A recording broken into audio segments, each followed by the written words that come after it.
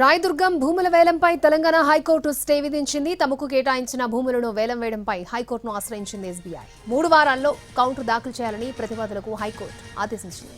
తదుపరి విచారణ 3 వారాలకు వాయిదా వేసింది న్యాయస్థానం.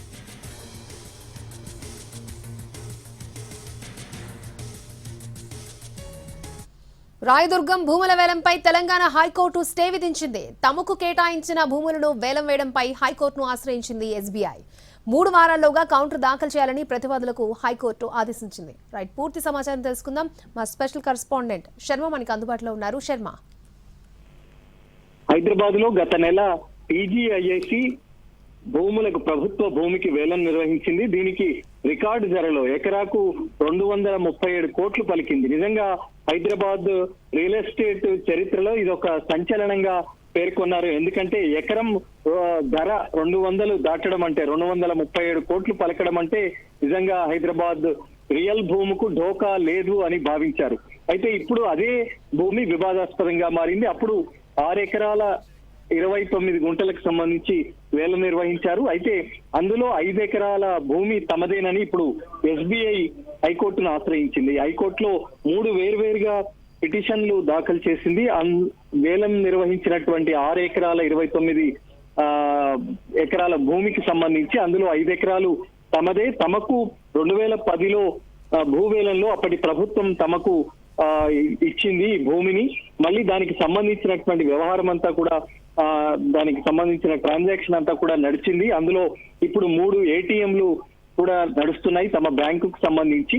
ఆ 5 ఎకరాల భూమి తమదే అయినప్పటికీ ఎలా ప్రభుత్వం దీనికి సంబంధించి వేలం నిర్వహిస్తుంది? ఇది పూర్తిగా విరుద్ధమైనటువంటి కేటాయింపులు, విరుద్ధమైనటువంటి వేలం ప్రక్రియ. దాన్ని దక్కించుకున్నటువంటి గౌరవ వెంచర్స్ ఏదైతే ఉందో తమకు సంబంధించింది అనేటువంటి వాదన వినిపిస్తుంది. అదంతా పూర్తిగా విరుద్ధం అనేటువంటి అంశానికి సంబంధించి ఎస్బీఐ తరపున లాయర్ వాదనలు గట్టిగా వినిపించారు. ఇటు టీజీఐఏసి తరపున గౌరవ వెంచర్స్ కూడా ఇందులో పార్టీగా ఉంది కాబట్టి వాళ్లకు ప్రత్యేకమైన అంశానికి సంబంధించి కూడా ఇందులో ప్రధానంగా చర్చకు వచ్చింది. ప్రభుత్వం మాత్రం దీనికి సంబంధించి భూ కేటాయింపులు జరిగినప్పటికీ కూడా చాలా ఏళ్లుగా ఈ భూమిని ఉపయోగించలేదని, ప్రాజెక్టు నిర్మాణాలు చేపట్టలేదు. అది తమ కండిషన్స్ ఏవైతే అప్పుడు భూ వేలం ప్రక్రియల సందర్భంగా ఇచ్చినటువంటి కండిషన్స్ ఏవైతే ఉన్నాయో అవన్నీ కూడా వైలేట్ చేసినందుగానే దాన్ని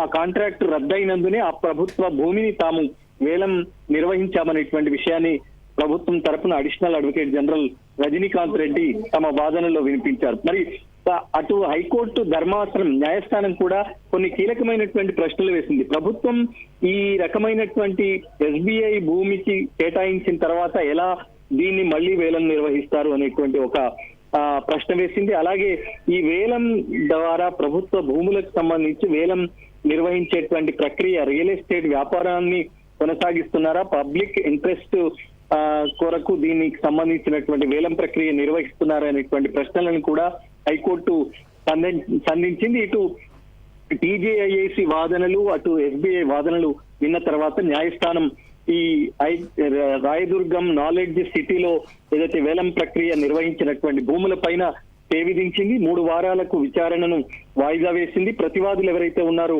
గౌరవ వెంచర్స్ కు పర్సనల్ నోటీస్ జారీ చేయాలని చెప్పింది. అటు టీజీఐఐసి జోనల్ మేనేజర్ వాళ్ళకి సంబంధించినటువంటి ప్రతివాదులు ఎవరైతే ఉన్నారో వాళ్ళందరూ కూడా 3 వారాల్లో కౌంటర్ దాఖలు చేయాలని చెప్పింది. తదుపరి చర్యలు ఈ భూమికి సంబంధించి తదుపరి చర్యల పైన హైకోర్టు స్టే విధిస్తూ విచారణను 3 వారాలకు వాయిదా వేసింది. ఓకే శర్మ.